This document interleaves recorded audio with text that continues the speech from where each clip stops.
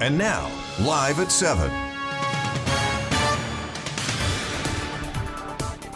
ආයුබෝවන් සුපුරුදු විලසම දවසම විමසන ස්වර්ණවාහිනී අපක්ෂපාතී සමබර ප්‍රවෘත්ති ප්‍රකාශය Live at 7. Live at 7 සමගින් අදත් ඔබට ඇත්ත කියන මම හරින්ද්‍ර ජයලා. මම ෆාතිමා නස්රින්. අදත් මුල්ම අවධානය ප්‍රධාන පුවත් සිරස්තල වෙතයි. ETI ගනුදෙනුවේ විනිවිද භාවය පිළිබඳ මහ බැංකුවෙන් යළිත් නිවේදනයක්. ජනතාවගේ පරිත්‍යාගශීලීත්වය අගය කළ ජනපති. විදේශිකයින් ශ්‍රී ලංකාවට පැමිණි බොහෝ අවස්ථාවල්වලදී සංචාරකයින් පරිත්‍යාගයේ පිළිබඳව පුදුම වෙන අවස්ථාවක් තමයි වෙසක් කාලයට පොසොන් කාලයට අපේ දන්සැල් දැක්කහම. ලෝකෙ කොහෙවත් එහෙම දන්සැල් නැහැ. එහෙම නිකන් කන්න දෙන්නේ නැහැ. උතුරේ කෘෂිකර්මය නැංවීමට රජය අත දෙන බව අගමැති කියයි. රටේ සංවර්ධන ව්‍යාපෘති හිටපු ජනපතිට පෙනෙන හැටි. කිව්වම එක පේන්නේ නෑ කාටවත්. බුද්ධිමතුන්ට විතරයි පේන්නේ. අඳගෙන ගියාම පොඩි කොල්ලෙක් හූ කිව්වම ඇහුවා මොකද හූ කියන්නේ. ඔබතුමා හෙළුවැල්ලේ. ඒ වගේ තමයි මේ ආණ්ඩුව. දේශපාලනඥයින්ට ගරු කිරීම ප්‍රමාණවත්. මන්ත්‍රී වුණ පළියට වඳින්න තරම් වටිනාකමක් අපිට ලැබෙන්නේ නැහැ. ඒ අයට වඳින්න ඕනේ නැහැ. ඒ අයට ගරු කරන්න. තනමල්විල ඝාතනයේ සුළමුල හෙළිවුණු හැටි.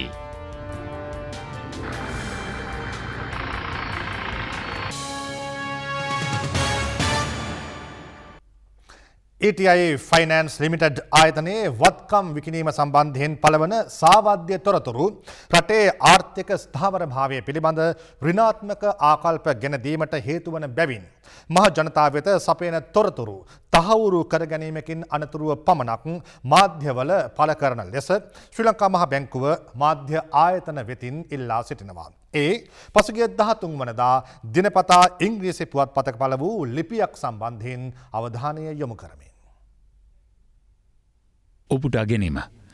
ETI ෆිනෑන්ස් ලිමිටඩ් ආයතනයේ පාලිත සමාගම් සහ ආයෝජන වත්කම් විකිණීම සම්බන්ධයෙන් වන ETI ෆිනෑන්ස් ලිමිටඩ් ආයතනය විසින් ගෙන ලද යෝජනාව සඳහා තැන්පත්කරුවන්ගේ යහපත පිළිබඳව සලකා බලමින් ශ්‍රී ලංකා මහ බැංකුව විසින් අනුමැතිය පළ කරන ලදී. එම යෝජනාවේ ETI ෆිනෑන්ස් ලිමිටඩ් ආයතනයේ කොටස් විකිණීම පිළිබඳ සඳහන් වී නොතිබෙන. ETI ෆිනෑන්ස් ලිමිටඩ් ආයතනය විසින් ඉදිරිපත් කරන ලද එකම යෝජනාව වූයේ විදේශීය සමාගමක් වන බ්ලූ සමිට් කැපිටල් මැනේජ්මන්ට් සමාගමට ETI ෆිනෑන්ස් ලිමිටඩ් ආයතනයේ වත්කම් විකිණීමට වන බැවින් එම ගනුදෙනුව අනුමත කිරීමේදී දේශීය ආයෝජකයෙකුට අවසර දීම යන කරුණු පැන නොනැගිනේ. ආයෝජකයන් විසින් මේ සම්බන්ධයෙන් ඔවුන්ගේ උනන්දුව ශ්‍රී ලංකා මහ බැංකුවට ප්‍රකාශ කළ අවස්ථාවලදී ETI ෆිනෑන්ස් ලිමිටඩ් ආයතනය එම වත්කම්වල හිමිකරුවා වන බැවින් ඔවුන් සමග ඍජුවම සාකච්ඡා කරන ලෙස ආයෝජකයන් වෙත උපදෙස් ලබා දෙන ලදී. අරමුදල් ප්‍රභවයේ ඇගීමේ ක්‍රියාමාර්ග පිළිබඳව සෑහීමකට පත්වීමෙන් අනතුරුව ශ්‍රී ලංකා මහ බැංකුව එම ගනුදෙනුව අනුමත කරන ලදී. තවද ශ්‍රී ලංකා මහ බැංකුව ETI ෆිනෑන්ස් ලිමිටඩ් ආයතනයේ වත්කම් මිලදී ගැනීමට කිසිදු ආයෝජකයෙකුට පහසුකම් සැලසීමක් සිදු කර නොමැත. අදාළ නීති සහ රෙගුලාසිවලට යටත්ව නීත්‍යානුකූල මාර්ග හරහා අරමුදල් ප්‍රේෂණය කරන ලද බවට තහවුරු කර ගැනීමෙන් අනතුරුව අදාළ බැංකු විසින් ETI ෆිනෑන්ස් ලිමිටඩ් ආයතනයේ වත්කම් විකිණීම හා සම්බන්ධ ක්‍රියාමාර්ග සිදු කර ඇත. අනුමැතිය ප්‍රදානය කරන ලද අවස්ථාවේ හෝ අරමුදල් වාරික ලැබෙන අවස්ථාවලදී හෝ ජාත්‍යන්තර වශයෙන් අසාධුගත ආයතනයක් ගනුදෙනු සඳහා සම්බන්ධ වී ඇති බවට කිසිදු විශ්වසනීය තොරතුරක් ශ්‍රී ලංකා මහ බැංකුව සතුව නොපැවතුණු බව දන්වමු. ස්වර්ණමහල් ෆිනෑන්ෂියල් සර්විසස් PLC ආයතනයේ ගත් කල ආයතනයේ හිමිකම වෙනස් කිරීමේදී විශේෂ නියාමන අනුමැතීන් අවශ්‍ය වේ. ඒ අනුව ස්වර්ණමහල් ෆිනෑන්ෂියල් සර්විසස් PLC ආයතනය එවන් යෝජනාවක් ඉදිරිපත් කළ අතර ඒ වෙනුවෙන් කොන්දේසි සහිත අනුමැතියක් ශ්‍රී ලංකා මහ බැංකුවේ මුදල් මණ්ඩලය විසින් ලබා දී ඇත. එම යෝජනාවේ සඳහන් පරිදි යෝජිත හිමිකරු මෙරට සංස්ථාපිත සමාගමකි. වත්මන් ගැනුම්කරුවාට ඉතිරි ඇමරිකානු ඩොලර් මිලියන 5 ලබා දීමට නොහැකි වුවොත් ETI ෆිනෑන්ස් ලිමිටඩ් ආයතනය විසින් ස්වර්ණමහල් ෆිනෑන්ෂියල් සර්විසස් PLC ආයතනය රඳවා ගනු ඇත. එවැනි තත්ත්වයක් යටතේ ස්වර්ණමහල් ෆිනෑන්ෂියල් සර්විසස් PLC ආයතනය ප්‍රතිෂ්ඨාපනය කිරීම සඳහා විකල්ප ක්‍රියාමාර්ග ETI ෆිනෑන්ස් ලිමිටඩ් ආයතනය සලකා බලමින් සිටී. 2019 දිනති ශ්‍රී ලංකා මහ බැංකුවේ පුවත්පත් නිවේදනයේ පැහැදිලිව සඳහන් කර ඇති පරිදි ගනුදෙනුවේ කොටසක් වන ඇමරිකානු ඩොලර් මිලියන 54ක මුදලක් එනම් ශ්‍රී ලංකා රුපියල් බිලියන 6.4ක් ගනුදෙනුකරුවන් වෙත ඔවුන්ගේ තැන්පත් මුදලින් 20% ප්‍රමාණයක් නැවත ගෙවීම සඳහා උපයෝජනය කර ඇත. සියලු මුදල් ETI ෆිනෑන්ස් ලිමිටඩ් ආයතනය වෙත ඍජුවම ලැබී ඇති බව වැඩිදුරටත් දන්වා සිටිමු. අදාළ පුවත්පත් ලිපියේ සඳහන්ව ඇති පරිදි ශ්‍රී ලංකා මහ බැංකුව වෙත මෙම ගනුදෙනුවේ කිසිදු කොටසක් ලැබී නොමැත. ශ්‍රී ලංකා රජයට ඇමරිකානු ඩොලර් මිලියන 17ක් පාඩු වී ඇති බව අදාළ ලිපියේ දන්වා ඇත. ATI ෆිනෑන්ස් ලිමිටඩ් ආයතනයේ සීමිත වගකීම් සහිත පුද්ගලික සමාගමක් වන බැවින් අදාළ ගනුදෙනුව සාර්ථක වීම හෝ නොවීම මත ශ්‍රී ලංකා රජයට කිසිදු පිරිවැයක් දැරීමට සිදු නොවන බව ශ්‍රී ලංකා මහ බැංකුව අවධාරණය කර සිටී. න්‍යාමනයකට ලක් කරන ආයතන සහ ආයෝජකයන් අතර සිදුවන සාකච්ඡා සඳහා ශ්‍රී ලංකා මහ බැංකුව ඍජු මැදිහත් වීමක් සිදු නොකරන බව නැවතත් අවධාරණය කිරීමට කැමැත්තෙමු. ශ්‍රී ලංකා මහ බැංකුවේ මැදිහත් වීම හුදෙක්ම තැන්පත්කරුවන්ගේ අයිතීන් ආරක්ෂා කිරීම සඳහා වේ. මේ අනුව සාවද්‍ය තොරතුරු රටේ මූල්‍ය පද්ධති ස්ථායීතාව පිළිබඳ ඍණාත්මක ආකල්ප ගෙනදීමට හේතුවන බැවින් මහජනතාව වෙත සපයන තොරතුරු තහවුරු කර ගැනීමකින් අනතුරුව පළ කරන ලෙස ශ්‍රී ලංකා මහ බැංකුව සියලුම මාධ්‍ය ආයතන වෙතින් ඉල්ලා සිටී. ඇතැම් ආයතනවල සංවිධානවල සහ පුද්ගලයන්ගේ පටු අරමුණු ඉටු කර ගැනීම පෙරදරි කර ගනිමින් මෙරට සිටින විදෙස් ආයෝජකයන් අධෛර්යයට පත් කිරීමේ සැලසුම් සහගත කුමන්ත්‍රණයක් ක්‍රියාත්මක වෙමින් පවතින බවට සාක්ෂි සාධක ලැබෙමින් පවතිනවා. මෙරට ආයෝජනය කර ඇති සමාගම් වෙත මඩගැසීමේ වැඩපිළිවෙලක් විවිධ පුද්ගලයන් ආයතන සහ සංවිධාන මගින් නිරන්තරයෙන් සිදුවෙමින් පැවතීම එම කුමන්ත්‍රණයේම ප්‍රබල සාධකයක්. ආර්ථික විශේෂඥයින් පෙන්වා දෙන්නේ ශ්‍රී ලංකාව සංවර්ධනය කළ හැකි වඩා ඵලදායී ක්‍රමය වන්නේ අපනයනයේ දිරිගැන්වීම සහ විදේශ ආයෝජන මත ආර්ථිකය නගා සිටුවීම බවයි. නිසි ආර්ථික දැක්මක් නැති ඇතැම් දේශපාලනඥයින්ට සේම මාධ්‍ය ආයතනවලටත් මේ යථාර්ථය තවම අවබෝධ කර ගැනීමට නොහැකිවීම ගැටලුවක්. මේ ජාතික පුවත්පතක පළවී තිබූ කාටුනයක්. ගිලමින් පවතින්නේ ශ්‍රී ලංකා ආර්ථිකය නැමැති නෞකාවයි. එහි සිටි ආයෝජකයන් කුඩා බෝට්ටුවක නැගී ගිලෙන නැවෙන් පලා යනවා. ශ්‍රී ලංකාව නැමැති නැව මෙතෙක් නිරුපද්‍රිතව තිබුණේ විදේශාධාර හා ආයෝජන මත පමණක් බවත් එම ආධාර ගිලිහුණු තැන ශ්‍රී ලංකාව නැමැති නැව ගිලී යන අයුරුත් එහි පැහැදිලිව පෙනෙනවා. මෙවැනි තත්ත්වයන් මත පවා අවදානම් ගැන නොසිතා මෙරට ආයෝජනයට එක්වන සමාගම්ද තිබෙනවා. ඒත් ඒවා පිළිබඳ ඇතැම් මාධ්‍ය විවිධ පුද්ගලයන් සමග එක්ව කිසිදු පදනමක් නොමැතිව චෝදනා ඉදිරිපත් කරමින් සිටිනවා. ඔවුන් මෙන්ම සංවිධානාත්මක සහ දේශපාලනික කණ්ඩායම් මේ වන විට කරලියට පැමිණ තිබෙන්නේ පටු අවස්ථාවාදයේම සහ ආත්මාර්ථකාමීත්වයේ මුදුන්පත් කර ගැනීමට උත්සාහ කරන පිරිසක් ලෙසයි. මෙවැනි තත්ත්වයන් තුළ මෙරට ආයෝජනයට එක්වන විදෙස් සමාගම්ද තිබෙනවා. එවැනි පිරිස් පසුගිය දින කිහිපෙම නීත්‍යානුකූල ලෙස මෙරට ආයෝජනයට එක් වූ සමාගම් පිළිබඳ අසත්‍ය කරුණු ඉදිරිපත් කරමින් නිරන්තරයෙන් මඩගසන ආකාරයක්ද දක්නට ලැබුණා. ජාත්‍යන්තර ආයෝජකයන් අධෛර්යයට පත් කරමින් ඔවුන් ඉටු කර ගැනීමට උත්සාහ කරන යටි සහ පටු අරමුණු දැන් සමාජයට රහසක් නොවේ.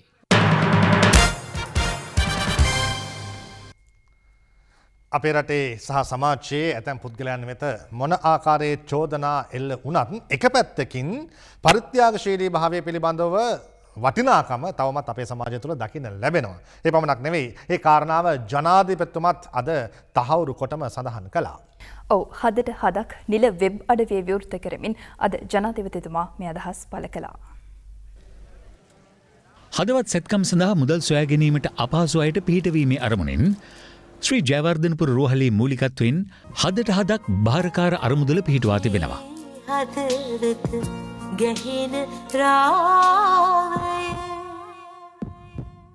නව වෙබ් අඩවිය ඔස්සේ ඒ පිළිබඳ වැඩිදුර තොරතුරු ලබාගත හැකි.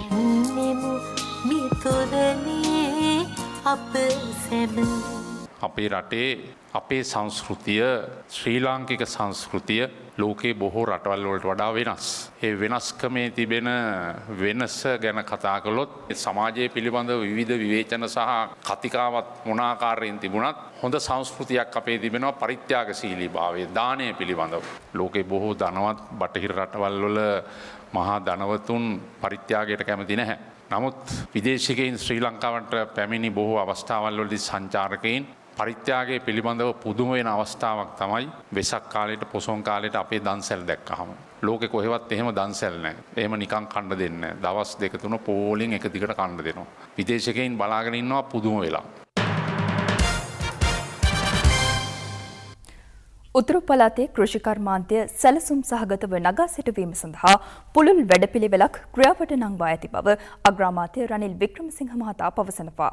මුලතිව් ප්‍රදේශයේ සිදුවන සංවර්ධන කටයුතු වල ප්‍රගති සමාලෝචනය සඳහා ගිය අවස්ථාවේදී අගමැතිතුමා මේ අදහස් පළ කළා. අග්‍රාමාත්‍යවරයා මුලතිව් ප්‍රදේශයේ රාජ්‍ය නිලධාරීන් හා ප්‍රදේශයේ පොදු සංවිධානවල සමාජිකයන් හමුනේ මුලතිව් දිසාලේකම් කාර්යාලයේදී. අපේ අලුත් ව්‍යාපාරයක් ඇටියට උතුරු පළාතේ ගොල් වගා කිරිත් දියුණු කිරීම. අපිට අත්තර 5000ක් වමනයි ගොල් වගාවට සමාගම් තියෙන ඒගොල්ලෝ ඇවිල්ලා අත්තර 200ක් 300ක් තමන්ගේ සමාගම හැටියට වගා කළා. තවත් අත්තර 1000ක් 2000ක් විතර අයිතිකාරයන් සමග සම්බන්ධ වෙලා ඒ අය උදව් උපකාර කරලා ඒ ගොල් වර්ග දියුණු කරලා ඒක ආපහු ගන්න විසුමකට එන්නේ. අනේම තත්වයක් තමයි කල්වලටත් වෙන්න යන්නේ. මේ අතර අග්‍රාමාත්‍යවරයා ඊයේ මන්නාරමේදීද උතුරේ සංවර්ධන සැලසුම් ගැන අදහස් පළ කළා.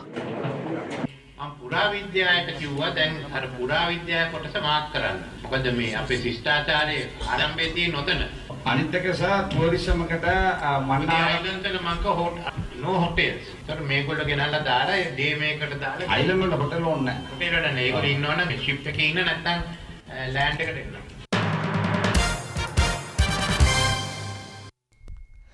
සීතම්බර සලුව ගැන සමහර විට ඔබ අසා ඇති. සීතම්බර සලුව අපට ඇහෙන්නේ රජ කතාවක. හිටපු ජනාධිපතිතුමාටත් අද සීතම්බර සලුව මතක් වෙලා. අලුතින් ඉදිකළ වයන්ගොඩ සතිපොළ අද විවෘත කෙරුණා. ඒ හිටපු ජනාධිපති විපක්ෂ නායක මහින්ද රාජපක්ෂ මහතාගේ ප්‍රධානත්වයෙන් මට කතාවක් මතක් වුණා. රජ කෙනෙක් හිටියා මම මෝඩ රජ කෙනෙක්. ඒ රජුරොන්ට ලෝකේ කවුරුවත් අඳපු නැති අඳුමක් අඳින්න ඕන කිව්වා. ඒ පාර එක්කෙනෙක් ඉදිරිපත් වුණා අඳලා දෙන්න. ඒ රජුරොන්ට අහලා කිව්වා මේක පේන්නේ නෑ කාටවත්. බුද්ධිමතුන්ට විතරයි පේන්නේ. ඉතින් බුද්ධිමතු ඔක්කොම රාජ සභාවේ කට්ටිය කියනවා අමතුරු කියනවා. මොකද බුද්ධිමතුන්ට පේනවා කියලා කිව්වම කවුරුත් කැමති නෑ. මේක පේන්නේ නෑ කියන්නේ. ඉතින් රජුරොන්ටත් කැමති නෑ අඳුම පේන්නේ නෑ කියලා කියනවා. ඉතින් මේ අඳගෙන ගියාම පොඩි කොල්ලෙක් හූ කිව්වම ඇහුවා මොකද හූ කියන්නේ. ඔබතුමා හෙළුවැල්ලේ. ඒ වගේ තමයි මේ ආණ්ඩුව. ඔක්කොම පේන්නේ නෑ. අර කරලා තියෙන වැඩ ගොඩයි. මොකද විවෘත කරන්නේ අපි කරපුවා. අද මොනතරම් රටේ ජනතාව ඉල්ලුවා. පළාත් සභා මැතිවරණයක් තියන්නේ නෑ. මොකද තියන්න බයයි. අර හේදිලා ගියා වගේ ප්‍රාදේශීය සභා පළාත් සභාව තිව්වත් මේ එක්සත් ජාතික පක්ෂයේ රජේ හේදිලා යනවා. දේශපාලනඥයින්ට ගරු බුහුමන් දැක්වීම ගැන අමාත්‍ය මංගල සමරවීර මහතා අද තරුණ පරපුරට ආදර්ශයක් ලබා දුන්නා. ඒ මාතර ඌරුබොක්ක ප්‍රදේශයේ පාසලක පැවති උත්සවයකට එක්වෙමින්.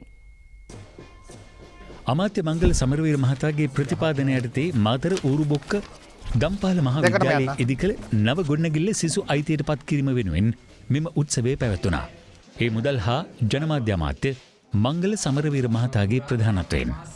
අපිට මතකයි පසුගිය කාලේ මුළු අයවැයෙන්ම අපි අධ්‍යාපනය සඳහා වෙන් කරේ 101.1 ගාණක්. නමුත් 2018 අයවැය වෙනකොට අපි 3%කට ආසන්න ප්‍රමාණයකට වැඩි කරලා ඊළඟ අයවැයේදී අධ්‍යාපනය සඳහා ඊටත් වඩා වැඩි මුදලක් අපි වැය කරන්නේ රටේ අනාගතේ පවතින අපේ දූ දරුවන්ගේ දැක්වල නිසා. අපි කොන්ද කෙලින් තියාගෙන ලෝකයට එක්ක ආශ්‍රය කරන්න පුළුවන් තරුණ පරපුරක් නිර්මාණය කරන්න. බලය ඉදිරියේ කොන්ද කඩා ගන්න පරපුරකින් අපිට වැඩන්නේ. තමුන්නාස්ලා දන්නේ කාටද වඳින්නේ කියලා. මම මෙතන ඇවිල්ලා මං ගෙදර ගිහිල්ලා කුඩු විකුණනවාද කොරජාවාරමක් කරනවාද කියලා മന്ത്രി වුණ පළියට වඳින්න තරම් වටිනාකමක් අපිට ලැබෙන්නේ නැහැ. ප්‍රාදේශ සභා മന്ത്രിවරයෙක් වෙන්න පුළුවන්, පළාත් සභා മന്ത്രിවරයෙක් වෙන්න පුළුවන්, ඇමතිවරයෙක් වෙන්න පුළුවන්, අගමැතිවරයෙක් වෙන්න පුළුවන්, ජනාධිපතිවරයෙක් වෙන්නත් පුළුවන්. නමුත් මම නම් කියන්නේ ඒ අයට වඳින්න ඕනේ නැහැ, ඒ අයට ගරු කරන්න. මීට හරියටම දවස් 6කට කලින් තනමල්විල නගරයේදී මහා පිරිසක් මැද්දේ මහා දවාලයේදී සිද්ධ වුණු වෙඩිතැබීම ඔබට මතක ඇති. ඒ වෙඩිතැබීමෙන් පුද්ගලයෙක් මිය ගියා. ඔහු අපරාධ නඩුවක සැකකරුවෙක් බවත් පසුව හෙළි වුණා. කොහොම වුණත් මේ වෙඩිතැබීමේ සිදුවීමට අදාළ සැකකරුවන් දවස් 6කට පසුව අද අත්අඩංගුවට ගන්නට පොලිසියට හැකියාව ලැබී තිබෙනවා. මේ පහුගිය 10 වෙනිදා තනමල්විල නගර මැදේ සිදු වූ වෙඩිතැබීමයි. යතුරු පැදි දෙකකින් පැමිණි පිරිස් මෙලෙස වෙඩිතබා පලා ගියේ තනමල්විල ගාමිණීපුර ප්‍රදේශයේ පදිංචි 42 වැනි පුද්ගලයෙකුට.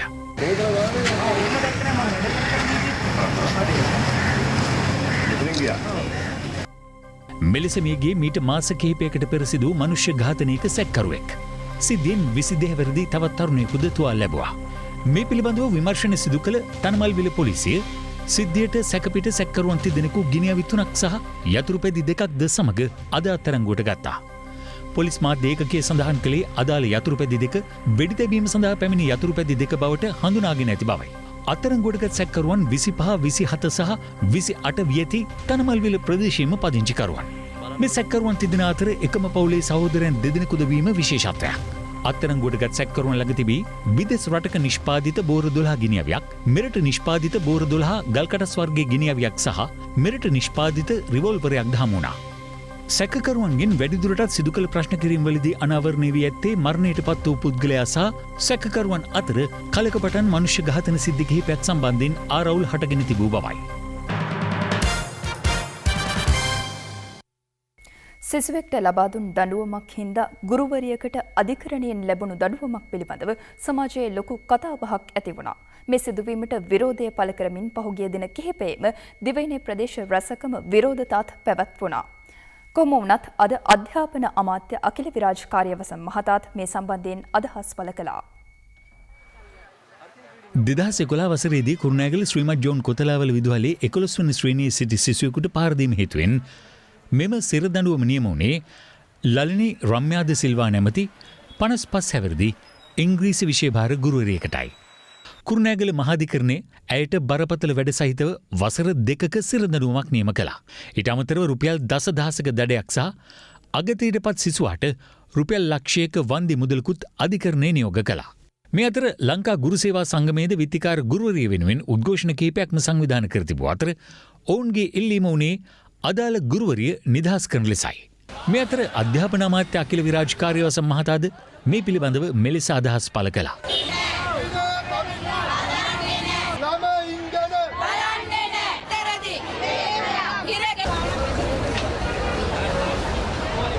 අපි පාසල් යන කාලේ දඩුවම් ලැබුපු හැටියට එදත් මේ වගේ දේවල් වුණා නම් ගොඩක් අයට ඉන්න වෙන්නේ සිරගෙවල් වල. නමුත් එදා ගුරුවරුන් බොහෝ දඬුවම් දුන්නේ අත් වශයෙන්ම දරුවන් යහමගට යොමු කරවීමේ පරමාර්ථය. අදත් එහෙම ගුරුවරු තමයි වැඩිපුර ඉන්නේ. ඒ අතර සමහර විට යම් සිද්ධියක් දෙකක් ඇති වෙනවා වෙන්න පුළුවන්. අධ්‍යාපන අමාත්‍යාංශයේ විදිහටත් ගුරුවරු වශයෙන් අධිකරණ පද්ධතියටත් අපි හැමෝටම වගකීමක් තියෙනවා මේවා දිහා බොහොම පුළුල්ව බලන්න. මානව අයිතිවාසිකම්, මූලික අයිතිවාසිකම් පිළිබඳවත් අපිට අවධානය යොමු කරන්න ඕනේ. ඒ වගේම මේ වගේ සීමාවල් මොනවද කියලාත් අපි විග්‍රහ කරගත යුතුයි. අපි මානව හිමිකම් සහ මානව අයිතිවාසිකම් පමණක් කතා කරමින් ඉඳලා වැඩකුත් නැහැ. සමාජයක් නරක මගට යනවනම්. කොහොම වුණත් තාම කනගාටු වෙනවා අධ්‍යාපන අමාත්‍යවරයා වශයෙන් මේ ගුරුවරිය වසර 2ක් සිරගත වීම සම්බන්ධයෙන් අභියාචනා අධිකරණයට ගිහිල්ලා මේ සම්බන්ධයෙන් සාධාරණ සහනයක් ලබා ගන්න හැකි වෙයි කියලා අපි විශ්වාස කරනවා.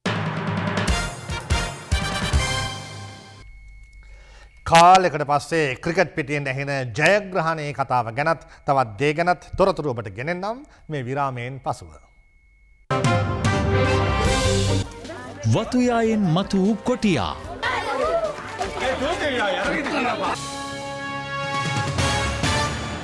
සාමාන්‍යයෙන් තරගයක ජය පරාජය කියන්නේ අලුත් දෙයක් හෝ අමුතු දෙයක් නෙවෙයි. හැබැයි අපේ රටේ ක්‍රිකට් වලට අදාළව අපිට එහෙම හිතන්න පුළුවන් කමක් නැහැ. ඊට හේතුව අපේ රටේ ක්‍රිකට් වලින් ජයග්‍රහණයක් ලැබුවොත් ඒක ප්‍රවෘත්තියක් බවට පත්වන හින්දා කාලාන්තරයක් තිස්සේ පරාජයම ලබන ජයග්‍රහණය මහා ප්‍රවෘත්තියක් බවට පත්වන හින්දා මේ යන්නේ ඒ මහා ප්‍රවෘත්තිය දකුණු අප්‍රිකානු ටෙස්ට් තරඟාවලියේ පළමු ටෙස්ට් තරගයේ තියුණු තරගයකින් පසු ජයග්‍රහණය කරන්නට ශ්‍රී ලංකා කණ්ඩායම සමත් වෙලා. කසල කියන්නේ අපි කවුරුත් දකින්න අකමැති වගේම කතා කරන්නත් අකමැති දෙයක්. හැමෝම Tamanගේ දිනදා ජීවිතෙන් ඈත් කරන්න හදන මේ කසල ගැටලුව පිළිබඳව වරින් වර කල්ලියට එනවා.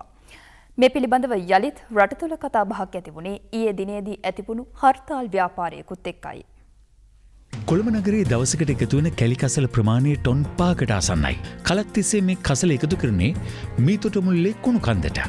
2017 සිංහල අලුත් අවුරුද්දා මීතොටමුල්ල කුණු කන්ද කොළොන්නාව පැත්තෙන් නායකයේ අපේ රටේ කැලි කසල ප්‍රශ්නය තවදුරටත් බැරෑරුම් කරමින්. ඒ විදිහට මතුවුණු කොළඹ කුණු බැහැර කිරීමේ ප්‍රශ්නෙට කැස්බෑව කරදියාන සහ මුතුරාජවැල ප්‍රදේශවලින් උත්තර හෙව්වත් ඒවා 100% සාර්ථක වුණේ නැහැ. කොළඹ කුණු බැහැර කිරීමේ අභියෝගයට මුහුණ දෙන්න මානගර හා බස්නාහිර සංවර්ධන අමාත්‍යංශය පුත්තලම ප්‍රදේශයේ තෝරාගත්තේ මේ අතරතුරයි. දිනකට කසල ටොන් 1200ක් රැඳවිය හැකි පුත්තලම අරුවක්කාලු ප්‍රදේශයේ කසල රඳවනයක් ඉදිකිරීම තුළින්. අරුවක්කාලු යන ශ්‍රී ලංකා සිමෙන්ති සංස්ථාව තම නිෂ්පාදන සඳහා මහා පරිමාණයෙන් හුණුගල් කැනීම් කළ ප්‍රදේශයක්. කෙසේ වෙතත් මේ කසල රඳවනයටත් පුත්තලම නගර හා ප්‍රදේශවාසීන් කිහිප විටක්ම විරෝධය පළ කළා. මේ ඊයේ පුත්තලම නගරයේ සියලු වෙළඳසැල් වසා දමා පළ කළ විරෝධයයි. අනතුරු ඊයේ පස්වරුවේ පුත්තලම කලපුතීරය ආසන්නයේදී මේ කසල රඳවනයට විරෝධය පළ කරමින් රැලියක්ද සංවිධානය කර තිබුණා. එම රැලිය උණුසුමුනේ ශ්‍රී ලංකා මුස්ලිම් කොංග්‍රසයේ නියෝජනය කරන පිරිසක් ඊට මැදිහත් වීමත් සමගයි. ඇත්තටම අරුවක්කාලු කසල රඳවනය තවත් පරිසර ගැටලුවකට මුලපිරීමක්ද.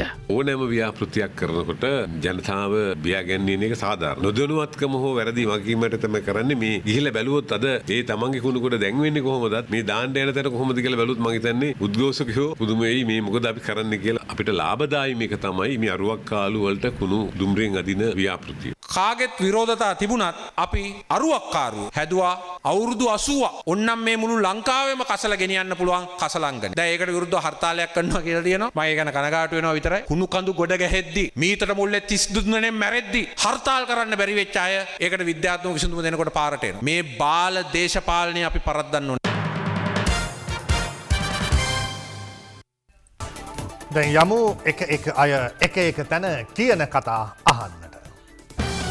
කියන කතා පොට්ටුවෙන් තරඟ කරන්න ඕනේ වගේම නැවත මේ රටේ නායකයා බවට පත් වෙන්න ඕනේ රාජපක්ෂවරයෙක්. ඒ පිළිබඳව කිසිදු ගැටලුවක් නැහැ. අද ඉම්මටම ගම්මටම අපි ශක්තිමත් කරගෙන යනවා පොට්ටුවේ ඊළඟ ජනාධිපති අපේක්ෂකයාගේ ජයග්‍රහණය වෙන්න. වර්තමාන ජනාධිපති අයින් කළ ගොඩනගන පුරුල්ලු සන්ධානය මොකද්ද? ඒක වෙන එකක් වෙන්න බෑනේ. ඒකේ නායකත්වය අපේක්ෂකත්වය මෛත්‍රීපාල සිරිසේන ජනාධිපතිතුමාට දෙන්න ඕන. ඒව නොදී කරන්න බෑ. පොට්ටුව සහ ශ්‍රී ලංකා නිදහස් පක්ෂයේ කඹෑදීම සහ ඒ තුලින් ওই පක්ෂේ සම්පූර්ණයෙන් කැඩිලා බිදිලා විනාශ වෙලා යන්නේ නැතුව නන්නත්තර වෙලා වැලේවල් නැතුව මතක තියාගන්න මේ කුලල් කා ගැනීම අර හොඳ දේවල් එළිවෙන ජාමයට වගේ ඉස්සරහට අපි සියලු දෙනාට බලා ගන්න පුළුවන්. එන මැතිවරණයේදී අපි පෙන්වන්නම් අපේ බලය මොකක්ද කියලා. එක්සත් ජාතික පක්ෂයේ මැතිවරණයට නොයන්නම හේතුව තමයි එදා අපි තනියෙන් පෙන්නපු බලය වගේ දෙගුණයක් දැන් යන්න පුළුවන්කම තියෙනවා. ආණ්ඩුව පෙරළපු විදිහ අපි දැක්කනේ. හොඳට ඊට මහින්ද රාජපක්ෂ මැතිතුමාව විපක්ෂයේ පාර්ලිමේන්තු මන්ත්‍රීවරයෙක් කරලා ඊට පස්සේ හොරපාරේ ගෙනල්ලා අගමැති කරලා හොරපාරෙම ගිහින්ලා විපක්ෂ නායක කරානේ. ඉතින් ආණ්ඩුව පෙරළපු විදිය ඒගොල්ලොන්ගේ දක්ෂකම් අපි දැක්කනේ. ආණ්ඩුව බයයි. ආණ්ඩුව දන්නවා පළාත් සභාව මැතිවරණ තිව්වොත් හෝල් සේල් එකේ පරදින්න. සිල්ලරට නෙවෙයි UMP පරදින්න. තොගේ. ඒ හින්දා පරදිනේ හින්දා බයට පළාත් සභාව තියන්නේ. අපි හැමදාම නිදාසෙන් පස්සේ වසර 71ක් මේ රටේ රජවරු පත් කළා. කුමාරවරු රජ කරා. ඒ එකෙක්වත් අපට ඔටුනු පැලැන්දුවේ නැහැ. සමහර මෝඩ හරක් මම දැකලා තියෙනවා. රැළේ නායකයා යනවා ඉස්සරහින් මෝඩ හරක් ටික අර නායකයා පස්සේ යනවා. කොහෙටද යන්නේ මේ? මස් කඩේ. තවත් දේශීය පුවත් කිහිපයක් කෙටියෙන් දකිමු දැන්. රටම කෙටියෙන් අනුරාධපුර මහනගර සභා කසල අංගණයක තිබී LTTE ලාංඡනයේ සහිත හිස්වැසුමක් සහ ජීව උණ්ඩ 48ක් හමු වී තිබෙනවා. ඊයේ එම කසල අංගණයේ කසල ඉවත් කරමින් සිටි කම්කරුවන් පිරිසකටයි. ඔවුන් අනුරාධපුර පොලිසිය දැනුවත් කිරීමෙන් පසු පොලිසිය පැමිණ ඒවා රැගෙන ගියා. ඇමරිකාවේ පරීක්ෂණාගාරයකදී සිදු කළ මන්නාරමේ සමූහ මිනිවලේ අස්ථි පිළිබඳ කාබන් කාල නිර්ණ පරීක්ෂණ වාර්තාව මෙරටට ලැබී තිබෙනවා. කැනීම් කටයුතු කරන අධිකරණ වෛද්‍ය සමින්ද රාජපක්ෂ මහතා පැවසුවේ අදාළ වාර්තාව ලබන 20 වෙනිදා මන්නාරම මහේස්ත්‍රාත් අධිකරණයට ඉදිරිපත් කරන බවයි. රත්නපුරේ රජවත්ත ශ්‍රී බෝධිරාජාරාම විහාර භූමියේ උමගක් හරහා නීති විරෝධීව සිදු කරගෙන ගිය මැණික් ජාවාරමක් රක්වාන පොලිස් නිලධාරීන් හා රත්නපුරේ මැණික් හා ස්වර්ණාභරණ අධිකාරියේ නිලධාරීන් විසින් වැටළුවා. වැටලීමේදී කැනීම් කරමින් සිටි පිරිස පලා ගොස් තිබූ අතර උමග තුළ තිබියදී කැනීම් සඳහා යොදාගත් භාණ්ඩ රැසක් පොලිස් භාරයට ගැනුණා.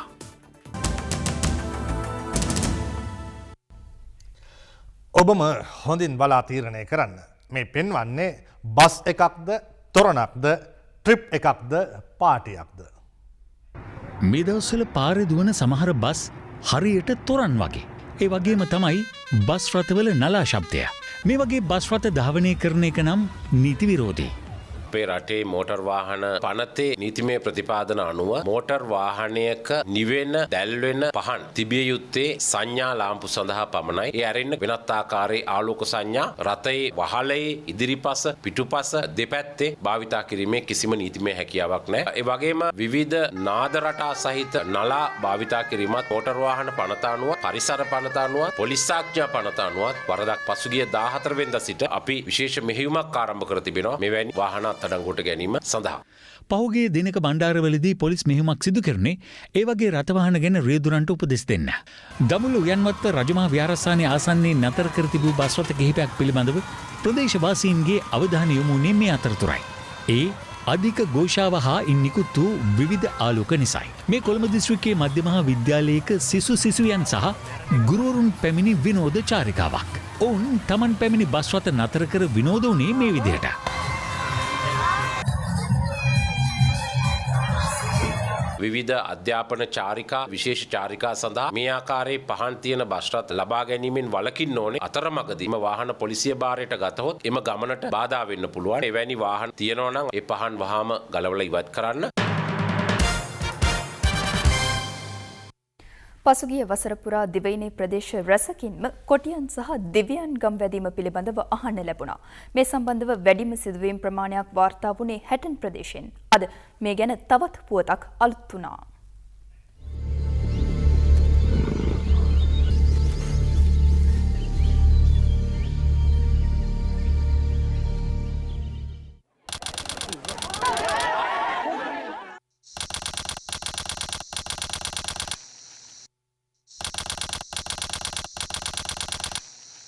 මේ අතර හැටන් දිමුල පොලිස් වසමට අයත් ස්ටෝනි ක්ලිප් වතුයායේ තිබූ තවත් කුටි මලසිරුවක් අද හමු වුණා. අඩි 4ක් පමණ දිගකින් හා අඩි 3ක පමණ උසකින් යුත් හොඳින් වැඩුණු කොටියෙකු අද අලියුම මද්දකට හසු වී මිය ගොස් සිටියේ මෙලෙසෙන්. කිසියම් පිරිසක් වල්ලූරන් දඩයම් කිරීමට අටවා තිබූ මද්දකටයි මේ කොටියා හසු වී ඇත්තේ. මීට පෙරද මෙවන් මද්දකට හසු වී ඉන් බේරී ඇති සලකුණු මෙම කොටියාගේ ගෙලි ප්‍රදේශයේ දක්නට ලැබෙන බව වනජීවී නිලධාරීන් පවසනවා. පරිසරවේදීන් පවසන්නේ ගත වූ වසර 3 තුල පමණක් ලංකාවේ කොටි මරණ 40කට අධික සංඛ්‍යාවක් දිවයිනේ විවිධ ප්‍රදේශවලින් වාර්තා වුණා කියලයි. කොටියා ලෝක රතු දත්තලයිසුවේ වඳ වී යාමට ආසන්න සත්ව විශේෂයක් ලෙස නම් කර ඇති බැවින් එම සතුන් මරා දමන හෝ ඊට අනුබල දෙන සියලු දෙනාටම එරෙහිව නීතිමය පියවර ගත හැකි බවයි පරිසර නීතිවේදීන් පවසන්නේ.